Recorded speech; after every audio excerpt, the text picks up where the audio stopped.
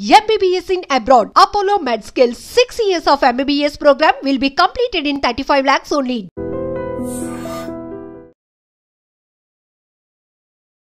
కోల్కతా ఈ మాట వింటేనే మనకు తెలుసు కరెక్ట్ ఎగ్జాక్ట్లీ ఒక సంవత్సరం క్రితమే ఈ మెడికల్ స్టూడెంట్ మీద అత్యాచారం జరిగింది. ఆ తర్వాత రకరకాలుగా ఒకరి మీద ఒకరు ఎలిగేషన్ చేసుకోవడం, మా తప్పు కాదనడం, ఇదంతా జరిగిన తర్వాత లాస్ట్కి వస్తే ఒక నిందితుడిని పట్టుకున్నారు. ఆయనకు యావజ్జీవ కారాగార శిక్షణ అయితే వేసారు. అది దాదాపుగా మెడికల్ స్టూడెంట్స్ అసలు మేము పోనేవోము, మాకు ఖచ్చితంగా న్యాయం జరిగే వరకు, అసలు నిందితుడు ఎవరో తేలే వరకు కూడా మేము హాస్పిటల్లో విధులు నిర్వహించడం, ఇట్లా చాలా అంటే చాలా పెద్ద ఎత్తున ఉద్యమం నడిచింది. అగైన్ మళ్ళా అదే సిచ్యువేషన్ ని ఇప్పుడు కోల్కతా ఫేస్ చేస్తోంది. అప్పుడేమో మెడికల్ స్టూడెంట్, ఇప్పుడేమో లా స్టూడెంట్ కి సేమ్ అదే సిచ్యువేషన్ ఎదురైంది. ఈ ఫోటోలో మీకు కనిపిస్తున్న ఈ ముగ్గురు నిందితుల్ని ఒక్కసారి చూడండి. వీళ్ళని అసలు ఏం చేసినా పాపం లేదు అనుకోవచ్చు. ఎందుకంటే కోల్కతాలో 24 ఏళ్ల లా విద్యార్థినిపై క్యాంపస్ లోనే సామూహిక అత్యాచారం చేశారు. ఇగో వీళ్ళు ముగ్గురు కూడా. ఈ వ్యక్తి ఎవరైతే ఉన్నారో ఈయన కూడా ఒక లాకి సంబంధించిన స్టూడెంట్, గతంలో అదే కాలేజ్ లో చదివిండు. ఈయన సీనియర్, ఇప్పుడు ఆ అమ్మాయికి సీనియర్ అన్నమాట. వీళ్ళిద్దరేమో ఆ కాలేజ్ లో వాళ్ళిద్దరు సిబ్బంది, వాళ్ళిద్దరేమో అక్కడ వర్క్ చేసే, ఆ కాలేజ్ లో పనిచేసే సిబ్బంది. ఈయననేమో ఏకంగా ఆ లా కాలేజ్ లోనే వన్ ఆఫ్ ది సీనియర్. ఈ ఘటన బెంగాల్లో రాజకీయ చర్చకు దారితీసింది. ఎందుకంటే ప్రతిపక్ష బీజేపీ ఇప్పుడు అధికార తృణమూల్ కాంగ్రెస్ ప్రభుత్వంపై దాడి చేస్తోంది. ముగ్గురు వ్యక్తులు కలిసి విద్యార్థినిపై క్యాంపస్ లోని గార్డ్ రూమ్ లో అత్యాచారానికి పాల్పడ్డారు. మనకు తెలుసు కదా, గార్డ్స్ ఉంటారు అంటే ఎవరైతే నిగరాని పెడుతూ ఉంటారో కాలేజ్ మీద, ఎవరైతే కాపలా కాస్తూ ఉంటారో రాత్రి పూట, ఆ గార్డ్ రూమ్ లోనే ఏకంగా ఈ ముగ్గురు నిందితులు కూడా ఆ అమ్మాయిని సామూహికంగా అత్యాచారం చేసిండ్రు. ప్రధాన నిందితుడు మోనోజిత్ మిశ్రా, ఇగో ఇతనే ది మెయిన్ ఈ అత్యాచారానికి కారకుడు. ఎవడు అంటే ఇగో ఈయనే మిశ్రా. ఆయన ఒక మాజీ విద్యార్థి అండ్ టిఎంసి స్టూడెంట్ వింగ్ ప్రధాన కార్యదర్శిగా గతంలో పనిచేసిండు. టిఎంసి ఇప్పుడు అధికారంలో ఉన్నటువంటి పార్టీ తృణమూల్ కాంగ్రెస్, మమతా బెనర్జీ సీఎం గా వ్యవహరిస్తున్నటువంటి పార్టీ ఎవరైతే ఉన్నారో ఆ పార్టీకి సంబంధించి ప్రధాన కార్యదర్శిగా గతంలో పనిచేశాడట. ఇదే ఇప్పుడు రాజకీయ దుమారానికి దారితీస్తోంది. ఇతడితో పాటుగా మరో ఇద్దరు విద్యార్థులు కాదు, వీళ్ళిద్దరు ఈ మొహాలే మన విద్యార్థుల కాదు, అక్కడ ఉన్నటువంటి సిబ్బందే వీళ్ళంతా. అహ్మద్, ప్రమిత్ ముఖర్జీలు అత్యాచారానికి ఒడిగట్టారు. కస్బా పోలీస్ స్టేషన్ లో ప్రస్తుతం అయితే కేసు నమోదైంది.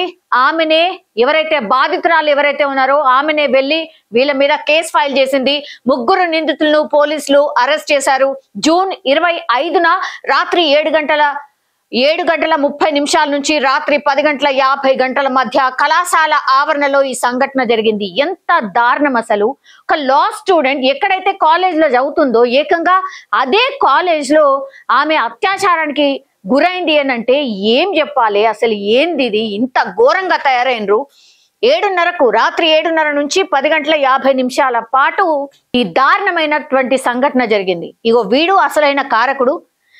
సూప్ కైతే ఎవరైనా అనుకుంటారా ఇట్లాంటి ఆలోచనలు ఉన్న వ్యక్తి అని? ఎవరు అనుకోరు. ఇగో ఈ ప్రధాన నిందితుడు వీడు. ఫస్ట్ వీడు అత్యాచారానికి పాల్పడ్డాడు. ఈ ఇద్దరిని బయట పెట్టి తర్వాత వీడు బయటకు వచ్చిన తర్వాత వీళ్ళిద్దరూ అత్యాచారానికి పాల్పడ్డారంటే ఈ కేసుకి సంబంధించి ఈమెనే స్వయంగా వెళ్ళి నాకు ఈ దారుణం జరిగింది, నాకు ఇట్లా జరిగింది అని ఏకంగా ఆ బాధితురాలే పోలీస్ స్టేషన్ కి వెళ్ళి ఫిర్యాదు చేసినటువంటి పరిస్థితి అయితే ఉంది. అసలు రీజన్ ఏంది? ఎందుకు ఇట్లా కక్ష కట్టిండు, ఎందుకు దీనికి ఒడిగట్టిండు అని అంటే ప్రధాన నిందితుడైనటువంటి మిశ్రా పెళ్లి ప్రతిపాదనను తిరస్కరించినందుకు తనపై అత్యాచారానికి పాల్పడినట్టు బాధితురాలు ఫిర్యాదులో పేర్కొంది. ఇతను ఆ అమ్మాయిని పెళ్లి చేసుకోవాలనుకున్నాడట. సరే, నీ అభిప్రాయాన్ని చెప్పు, అడుగు. అమ్మాయికి ఇష్టం లేకపోతే ఏం చేస్తావు? ఇట్లా చేస్తావా? ఇంత దారుణంగా అత్యాచారానికి పాల్పడతావా?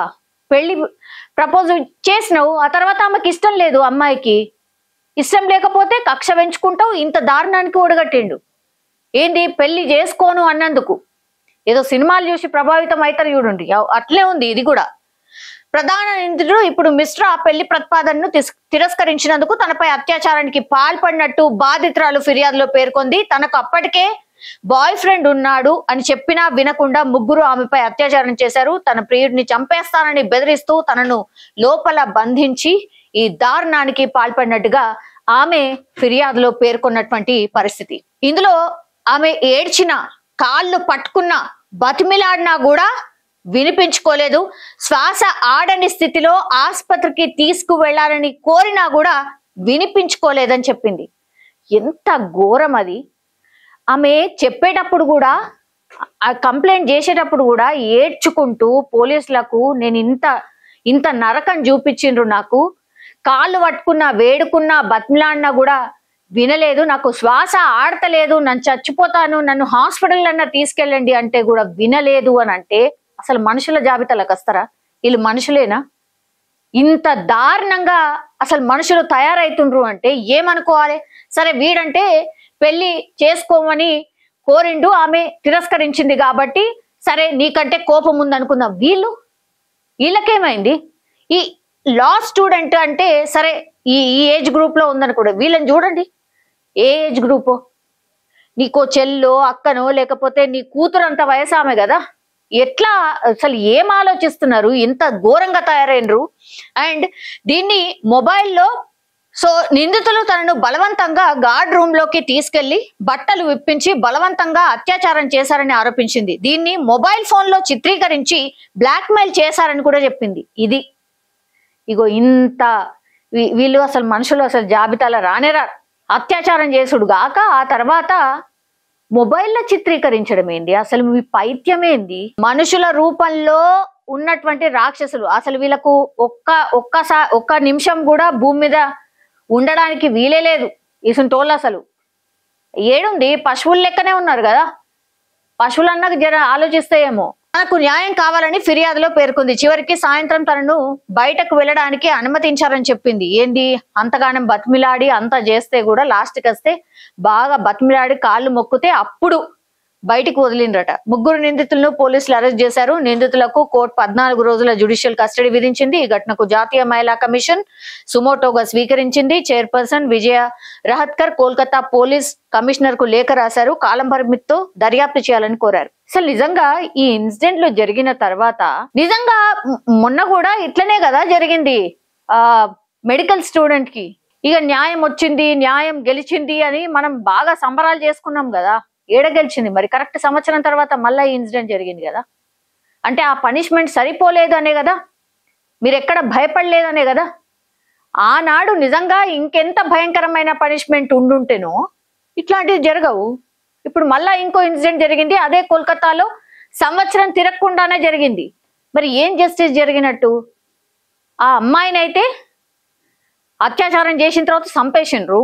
మళ్ళా అక్కడ కూడా రాజకీయ నాయకుల ఇన్వాల్వ్మెంట్ ఉండే, ఇక్కడ కూడా మళ్ళా సేమ్ కనిపిస్తుంది. అసలు ఏమైతుంది? ఈడ రాజకీయమా ఇంకోటా కాదు. అసలు మనుషుల్లాగా బిహేవ్ చేస్తేనా? బతిమిలాడి కాళ్ళు మొక్కితే కూడా వదలలేదు కదా. ఆమెనే వెళ్ళి స్వయంగా ఫిర్యాదు చేసింది. మరి ఇప్పుడు ఏం చర్య తీసుకుంటారు? ఇప్పుడు నేషనల్ కమిషన్, ఇందులో మహిళా కమిషన్ వచ్చి విచారణ చేయాలి, త్వరితగతిన చేయాలంటే త్వరితగతిన అంటే మన దగ్గర ఖచ్చితంగా ఒక 3 నుంచి 6 నెలలు పడుతుంది. అది త్వరితగతిన. అది అంటే మన అదృష్టం అనుకోవాలి. ఇక ఈ సంఘటన కూడా మీరు చూడండి, మళ్ళీ ఆందోళనలు మొదలయ్యాయి. మళ్ళా సేమ్ కోల్కతాలోనే ఇలాంటి ఇన్సిడెంటే జరిగింది. అక్కడ ఎక్కడ అమ్మాయిలకు రక్షణ లేదు. ఇవన్నీ మనం వింటాం.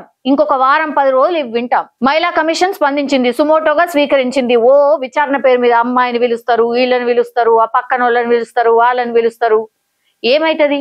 3 నుంచి 6 నెలలు పడుతుంది. తీరా చూస్తే వీళ్ళకేం ఉరిశిక్షలు ఏం పడవు.